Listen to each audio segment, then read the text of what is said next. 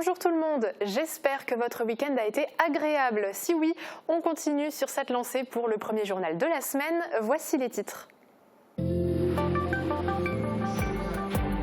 43 maires de l'arrondissement réunis au Casino des Faïenceries vendredi pour une assemblée générale. Au programme, évoquer les projets pour 2022, mais aussi revenir sur l'année Covid et les difficultés de chacun. Le directeur des hôpitaux de Sarreguemines a pris la parole.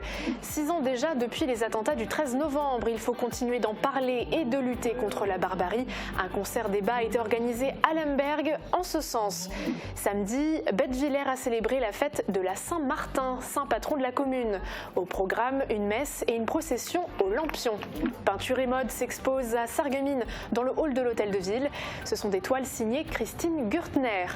Il a fini premier à Montauban lors du championnat de France de cross long. Yann Schrub est donc qualifié pour le championnat d'Europe le 12 décembre prochain à Dublin.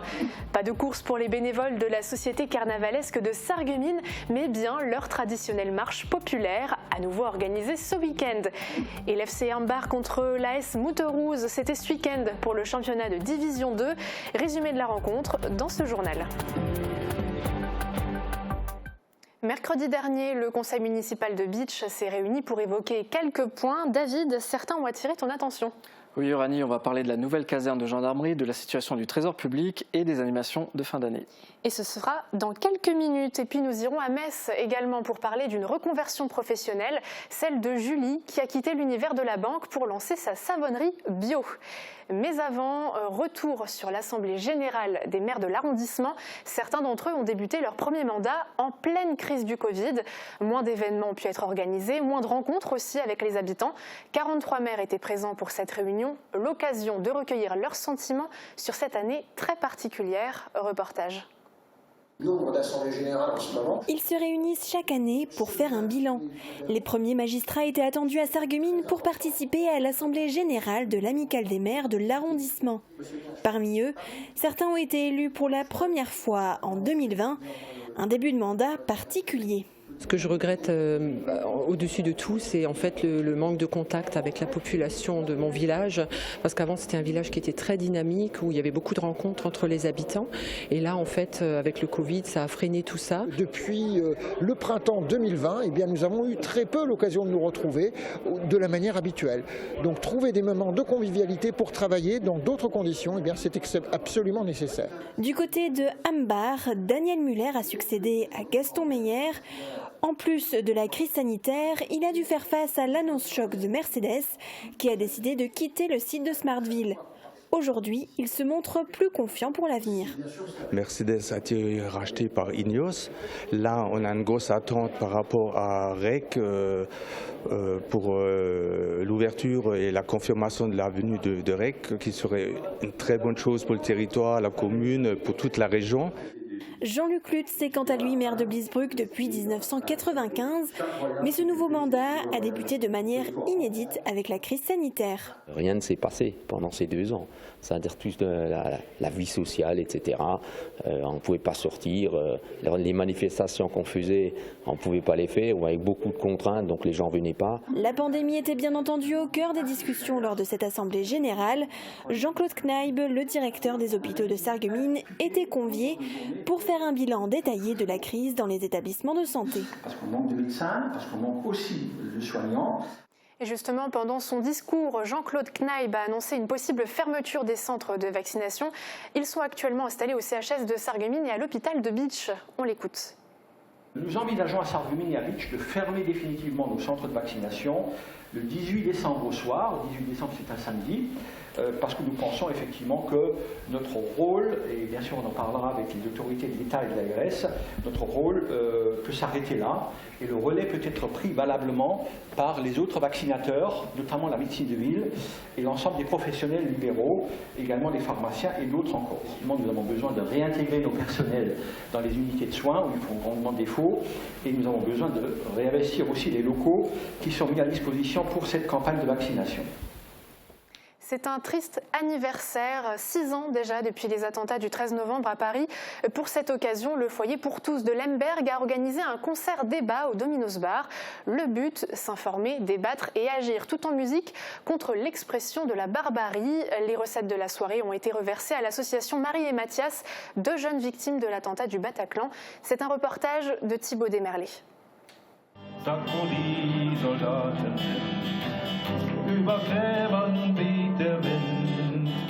La musique comme arme contre le totalitarisme.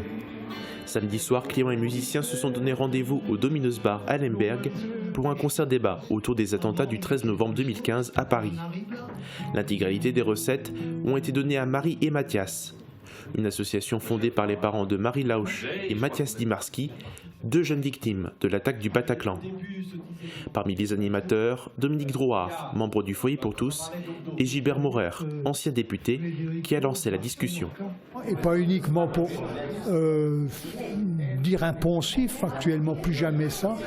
Et pour ça, il faut comprendre, il faut discuter, il faut creuser pour voir l'origine de ces choses-là. Et là, il s'agit en l'occurrence de l'origine de Daesh et de l'islamisme. Dans la salle, des personnes de tout âge étaient présentes pour ce débat. Certaines sont intervenues pour essayer de voir comment comprendre et combattre ces idéologies. Dieter Elbach et Thierry Cassel, eux, ont joué des morceaux issus de leur répertoire folk pour marquer leur engagement. Il faut que les gens, il faut qu'il y ait du débat démocratique pour que la société fonctionne, et parce qu'elle, je pense qu'on sera tous d'accord de dire qu'elle fonctionne pas bien en ce moment. Et justement, le premier truc, c'est qu'il faut que les gens se reparlent et boivent des coups ensemble, par exemple. C'est donc autour d'Avers que cette soirée clôture une semaine d'événements au Domino's Bar, consacrée à la culture comme rempart contre les totalitarismes. Autre rencontre artistique, cette fois-ci avec Christine Gürtner, originaire de Sarreguemines. Elle vit depuis près de 30 ans à Paris, où elle travaille dans le monde de la mode et des maisons de couture. Son autre passion, peindre. Elle présente actuellement une exposition de ses œuvres à la mairie de Sarreguemines. Marie-Morgane Pires l'a rencontrée. C'est une centaine de tableaux qui a pris place dans le hall de l'hôtel de ville de Sarreguemines. Dès l'arrivée dans cette exposition, ce sont d'abord sur ces personnages que notre regard s'arrête, puis sur les tenues qu'ils portent. Christine Gürtner, l'artiste, y mêle ici ses 2 passions, celle de la peinture, mais aussi celle qui est devenue son métier, la mode. J'ai travaillé pour des maisons de couture, j'ai travaillé comme illustratrice de mode, pour le Figaro, pour des bureaux de style. Donc pour le salon du prêt-à-porter, je faisais des illustrations. J'ai enseigné le dessin de mode à la chambre syndicale de la couture. On retrouve dans ces tableaux des codes vestimentaires, des styles qui traversent les décennies, mais aussi un personnage bien familier. Alors, il a été repris très souvent par des grandes marques, même Gucci encore il y a 1 an. Donc beaucoup de marques s'approprient ce petit personnage, le symbole de l'enfance, de la joie, des couleurs qui pètent, des couleurs primaires, donc quelque chose de très ludique, de très enfantin. En plus de cette série axée sur la mode, on retrouve dans cette exposition beaucoup de portraits de visages. Vous pouvez découvrir l'ensemble de ses œuvres et rencontrer l'artiste jusqu'au 18 novembre de 14h à 19h. C'est le saint patron de l'église de Bettevillers. Samedi, les habitants ont célébré la fête de la Saint-Martin, un personnage emblématique devenu le symbole du partage. Une procession au lampion a suivi la messe avec Saint-Martin, ou plutôt la Sainte Martine, sur son cheval. C'est un reportage de Thibaut Desmerlet. Mélanie Villeman a eu la charge d'endosser le rôle. Accompagnée par son cheval Mausi, ils ont incarné ensemble le personnage de Saint-Martin. Samedi, le saint patron de l'église de Bettevillers a été fêté dans la commune. C'est un personnage emblématique qui est devenu un évangélisateur majeur de la Gaule romaine au IVe siècle. Après la messe célébrée en son nom, enfants et adultes ont participé à la procession au lampion tout autour de l'église, devancée par la Sainte Martine.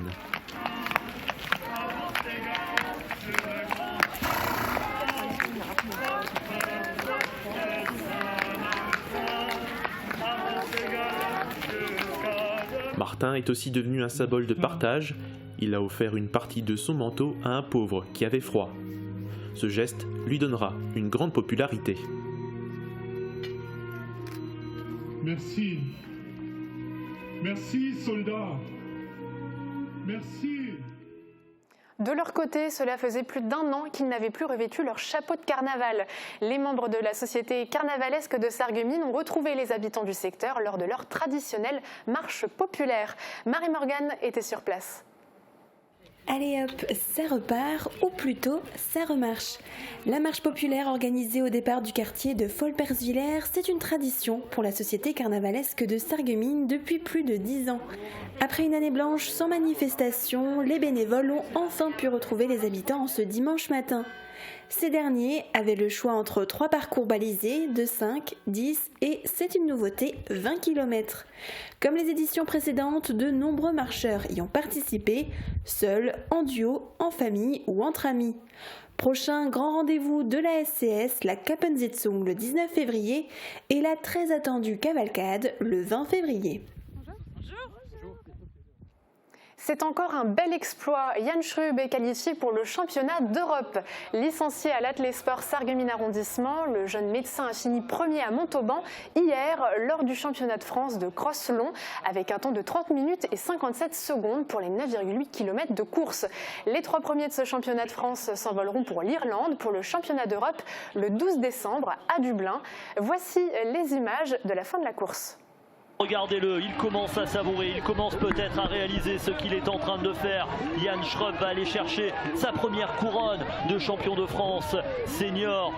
Comme un symbole, comme un signe, c'est la pandémie, c'est la maladie qui avait éloigné les sportifs des terrains de sport. Comme un symbole, comme un signe, c'est un médecin qui va gagner les premiers championnats de France de cross post-Covid.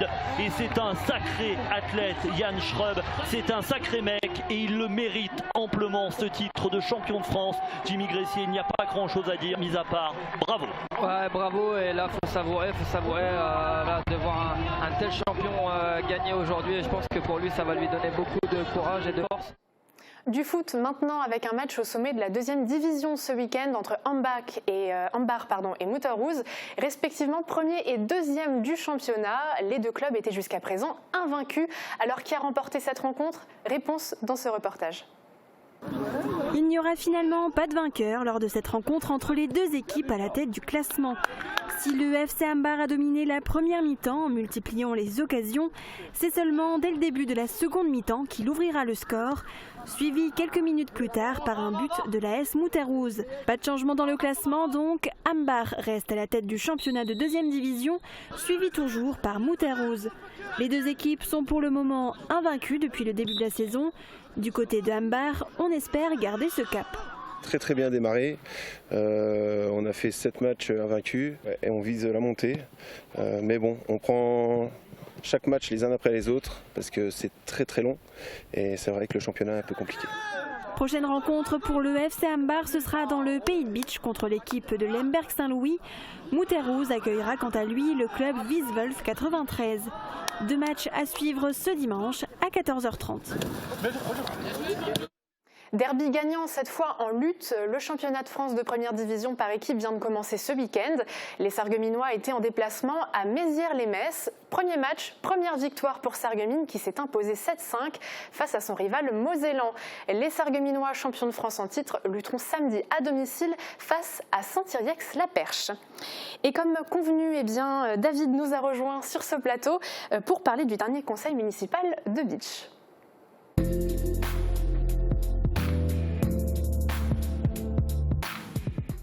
Donc, nouvelle séance pour le conseil municipal à Bitche. C'était mercredi dernier. Prévention pour la jeunesse, organisation du temps scolaire, déclassement de la résidence Les Lilas. Retour sur les points à l'ordre du jour dans ce reportage.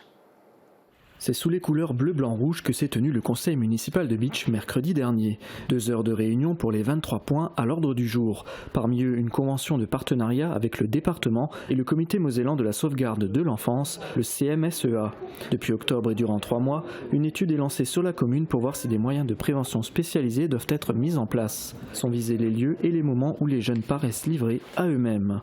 Jeunesse toujours, le PEDT, projet éducatif territorial, a été reconduit pour 3 ans. Le planning des écoles de Bitche est maintenu avec les mercredis et vendredis après-midi libérés au profit d'activités périscolaires à la maison de l'enfant. Pour les travaux de restauration de la citadelle, un avenant de près de 8 000 € a été voté, portant le coût de l'opération à 362 000 € TTC. Côté foncier, l'ancien foyer pour personnes âgées Les Lilas, aujourd'hui vacant, a été déclassé du domaine public vers le domaine privé communal afin de pouvoir mettre en œuvre de nouveaux projets ou le céder à un particulier. Pour les manifestations de fin d'année, la ville va demander la labellisation Noël de Moselle au département. Une convention entre les deux parties permettra à la commune d'obtenir une subvention. En contrepartie, elle utilisera les visuels du festival dans toutes ses actions de communication. Parmi les points évoqués, il y avait aussi la nouvelle caserne de gendarmerie et la réforme territoriale du trésor public. La nouvelle caserne de gendarmerie, c'est un point qui a été évoqué lors du dernier conseil municipal. Un petit état des lieux, il est prévu de la construire à côté de la salle des cuirassiers. C'est CDC Habitat qui était en charge du projet, mais l'opérateur s'est retiré au mois de juin cette année. Le motif, les loyers fixés par la gendarmerie seraient trop bas pour rembourser les emprunts. La ville cherchait donc un nouvel opérateur, Uranie. Et finalement, en a-t-elle trouvé un ? Oui, elle a reçu 2 propositions, une de Moselis, Office public de l'habitat, et Vivest, une société anonyme d'habitation à loyer modéré. Moselis a proposé de racheter le terrain pour 100 000 € alors qu'il est estimé à 216 500 € par les finances publiques. Le début des travaux serait en janvier 2023 pour une livraison en mai 2024, soit 16 mois de chantier. De son côté, Vivest propose l'achat du terrain à l'euro symbolique, faute de connaître les contraintes du sol, et propose de réaliser les travaux en 2023-2024 pour une livraison au premier semestre 2025. Donc, tu t'en doutes, Uranie, la ville a choisi Moselis. L'opérateur a également construit la gendarmerie de Sainte-Marie-aux-Chênes, près de Metz. Alors, comment ce choix a-t-il été reçu par l'opposition, David ? Alors, il faut savoir que dans ce projet, la municipalité se porte garante à 100% des emprunts qui sont contractés par l'opérateur. C'est une obligation qui est prévue par le décret. Dans sa proposition, Moselis prévoit déjà un dépassement du coût des travaux qui sont estimés à 4 800 000 €. Francis Vogt est revenu sur ce point. On l'écoute. Alors, il y a quelque chose qui m'interpelle un peu, c'est prévoir un dépassement du montant des travaux estimés par la gendarmerie au minimum de 10%. Alors qu'on n'a encore rien commencé, il prévoit déjà 10%. Et dans la phase en dessous, il met dans l'hypothèse d'un dépassement de 15%. Je pense qu'aujourd'hui, en tant que maître d'ouvrage, il ne s'agit pas d'avoir des dépassements. Après, il y a un moment donné, il parle d'un taux d'intérêt de 2%. On peut avoir aujourd'hui des taux d'intérêt. Et je pense qu'un groupe, que ce soit Moselis ou Vivest, ils ont des taux qui sont nettement inférieurs à ces 2%, en sachant qu'entre 1 et 2%, ça fait quand même 500 000 €. Pour ce qui concerne le taux d'intérêt, c'est sans préjuger du taux qui sera en vigueur au moment de la réalisation. Donc je pense qu'il faut considérer ces 2% comme un maximum. Et après, le déséquilibre sur l'opération, c'est si elle est fixée et figée sur 20 ans. Après, une opération qui sera peut-être supérieure, qui permettra de passer à l'équilibre en fonction des dépassements éventuels. La décision a donc été soumise au vote. Le résultat, c'est 2 voix contre. Pascal Lachenam et sa colistière Erika Delplanque, ils avaient déjà voté contre l'emplacement de cette nouvelle caserne. Alors, il y a un deuxième point que tu voulais aborder avec nous, on t'écoute. Oui, tout à fait, Uranie. Il s'agit de la réforme territoriale du trésor public. C'est un point qui était à l'ordre du jour, cette fois-ci, du conseil communautaire. C'est une réforme lancée par l'État. L'objectif, la mise en place d'un nouveau réseau de proximité avec une augmentation du nombre de points de contact sur le territoire. Ils auront un rôle de conseil et d'accompagnement pour les élus locaux et les usagers. Les élus du Pays de Bitche ont négocié avec la direction départementale des finances publiques. On peut le voir sur cette infographie. Actuellement, la trésorerie de Bitche est ouverte 6 demi-journées par semaine. Dans les nouvelles permanences qui sont prévues, elle le sera 5 fois par semaine. 3 demi-journées à Rohrbach et 1 à Volminster, soit 9 demi-journées par semaine au total sur le territoire. Il y aura également un employé cadre présent dans les locaux de la Comcom du Pays de Bitche pour accompagner la collectivité dans ses démarches. Et c'est un service qui est pérennisé jusqu'en 2026. Il y a quand même une bonne nouvelle pour les citoyens. Mais où en est ce dossier alors à ce jour ? Alors dans ce conseil municipal, il s'agissait de signer cette nouvelle charte parce que le nombre de permanences à Bitche a été revu. Il faut l'accord de la municipalité. Le maire a donc demandé au conseil l'autorisation de signer cette charte. J'imagine qu'il y a eu des réactions. Oui, elles étaient plutôt tendues, il faut le dire. La contrepartie de cette réorganisation, c'est la fermeture de la trésorerie de Bitche telle qu'on la connaît. Elle est prévue pour le 31 décembre 2022. Certains services seront centralisés à Sarreguemines. Ça implique un mouvement de personnel et d'autres manières de gérer les demandes du public. Pascal Lachenam et Francis Vogt, tous deux membres de l'opposition, ont réagi à ce sujet. On regarde les réactions. Moi, je trouve juste dommage qu'il n'y ait pas eu de levée de bouclier par rapport à cette fermeture. Donc, je dirais que c'est passé comme une lettre à la poste et on est obligé d'acter des choses qui sont vraiment un retour un peu en arrière par rapport à ce qui se faisait avant. On a beau dire que des permanences, ainsi de suite, mais on perd un peu un point stratégique sur la ville. Je pense qu'on a quand même gagné en maintien de service public. On a gagné en durée puisque dans le principe, le directeur général des finances publiques, lorsqu'il était venu me voir, il est venu me présenter une demi-journée par semaine sur la commune, ce que je n'ai pas accepté. Donc sans esbouf, sans rien, ça ne veut pas dire parce que je ne fais pas de levée de bouclier ou de tollé ou autre chose, ça ne veut pas dire que je ne travaille pas. Et on aura un service d'accueil qui va tourner par demi-journée sur Beach, Remplac et Monastère. Ça fait une personne. Ça fait une personne, ça fait deux personnes. Et les autres personnes, il y en a qui vont sur Sarreguemines. Et à l'époque, on avait déjà le même débat. J'ai dit, pour aller à Sarreguemines, parce qu'aujourd'hui, avec l'informatique, on peut faire beaucoup de choses, autant laisser ces personnes à Beach, parce qu'ils peuvent très bien travailler à Beach, comme ils peuvent travailler à Sarreguemines, mais ce qui évite de délocaliser des personnes et de dire tous les matins, vous allez vous déplacer, vous allez faire des kilomètres. Je l'avais dit, je ne signerai pas aussi longtemps qu'on ne maintient pas les personnes sur le territoire, les personnes, les nous. Et je l'avais dit, et M. Charton était parti dans cette direction-là, et aujourd'hui, je vois, il en reste deux. Donc pour moi, je serai. L'État n'a pas besoin de convention pour fermer un service public. Ça, c'est le premier point. Donc la signature d'une convention montre au contraire qu'on a abouti d'une situation qui était minorée à quelque chose d'un plus par rapport à ce qui était prévu à la base. Alors les élus sont assez calmes sur ces images, mais ils l'étaient moins par la suite. Pascal Lachenam a dit qu'il fallait agir en 2019 pour éviter la fermeture. À l'époque, Francis Vogt était premier adjoint à la ville et président de la Comcom. Il s'est défendu en disant qu'il était en relation avec le directeur général des finances publiques et qu'il existe des écrits stipulant le maintien de la trésorerie à Beach. Au final, l'Uranie, ça n'a pas eu de réel impact sur le débat. Le cœur du sujet, c'est vraiment le maintien d'un service public en zone rurale. Aujourd'hui, la déclaration et le paiement des impôts, des factures se fait beaucoup de manière dématérialisée. Pour les personnes d'un certain âge, cela peut être complexe. Ça risque de l'être davantage si moins de services sont proposés. L'espoir se tourne aujourd'hui vers les futures maisons France Service. Et alors, quel a été le résultat de ce vote ? Alors le résultat, Francis Vogt a voté contre, mais ça compte pour 2 voix parce qu'il avait une procuration. Il y avait 3 abstentions de Pascal Lachenam, Erika Delplanque et Michel Martial, qui comptent pour 4 voix, car aussi procuration. David, y a-t-il un autre point que tu souhaites aborder ici ? Oui, un sujet un petit peu plus léger. On en parlait dans le résumé au début de cette chronique. Le festival Noël de Moselle, la ville a demandé à être labellisée par le département. Elle a aussi candidaté et a été retenue par le conseil départemental pour devenir l'une des 4 étapes du sentier des Lanternes, un sentier qui fête ses 10 ans cette année. Qu'est-ce que ça implique pour nous ? On va pouvoir observer quoi ? Des lanternes vont être installées à Beach, et 67 pour être exact, des mises en scène lumineuses avec notamment des souffleurs de verre. En tout, Beach accueillera 8 à 9 décors différents. Le sentier sera visible du 1er au 31 décembre et le matériel est fourni par l'association Moselle Art Vivant.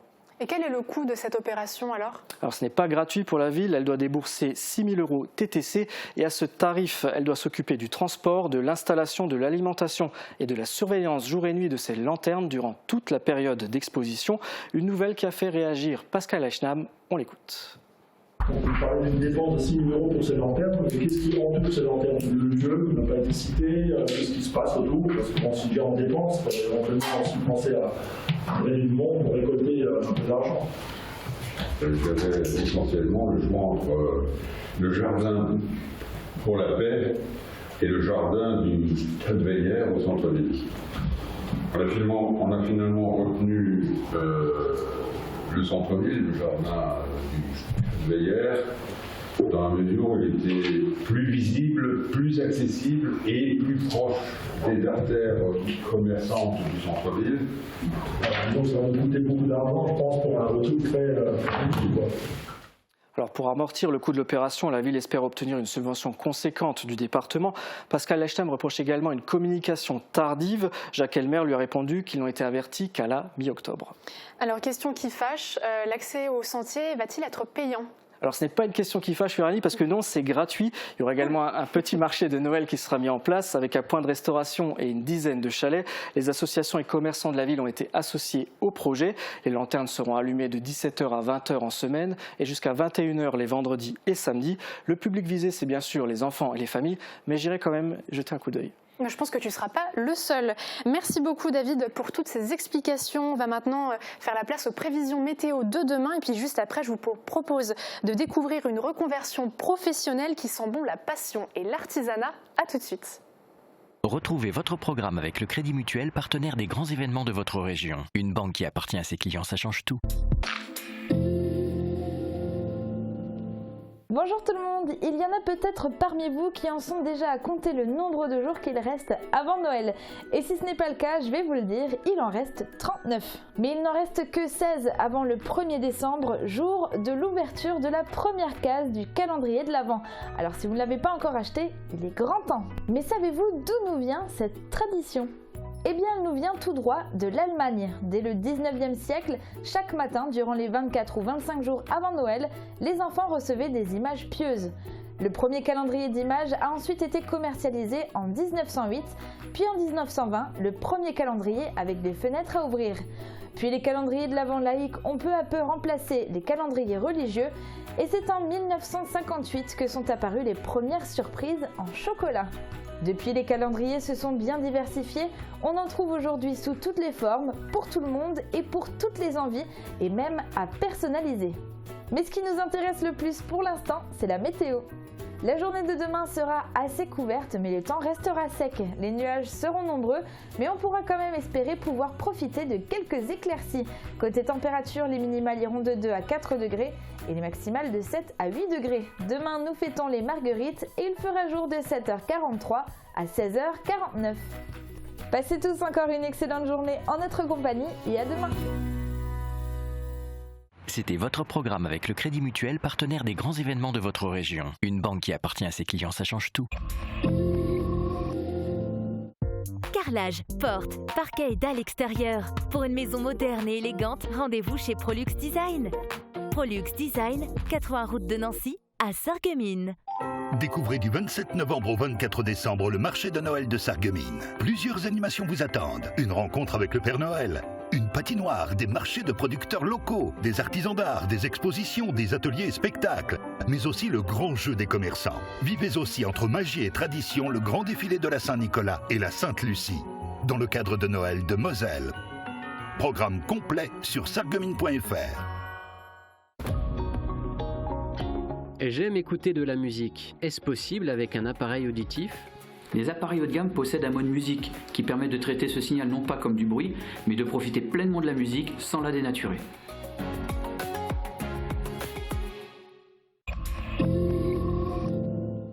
Se reconvertir alors que l'on a une carrière toute tracée devant soi, ce n'est pas un projet fou, c'est le projet d'une vie. Et c'est le choix qu'a fait Julie Marsal. Cette ancienne employée de banque a choisi de monter sa propre entreprise. Elle y fabrique et vend des savons artisanaux bio. Anne-Sophie Gross l'a rencontrée, regardez. Qui n'a jamais envisagé de tout plaquer pour se lancer dans une toute autre carrière ? C'est parti. Julie, elle, l'a fait. Après 20 ans passés dans le secteur de la banque, cette Messine a décidé de troquer son bureau contre un labo. Installée dans son garage, l'ancienne banquière s'est muée en savonnière, une passion qui lui est un peu tombée dessus par hasard. J'ai fait une petite formation d'apiculture, rien à voir, et j'ai rencontré une personne qui m'a dit « je fabrique du savon chez moi ». J'ai dit « non, pas possible ». Si. Et donc elle m'a invitée chez elle pour me montrer une fabrication.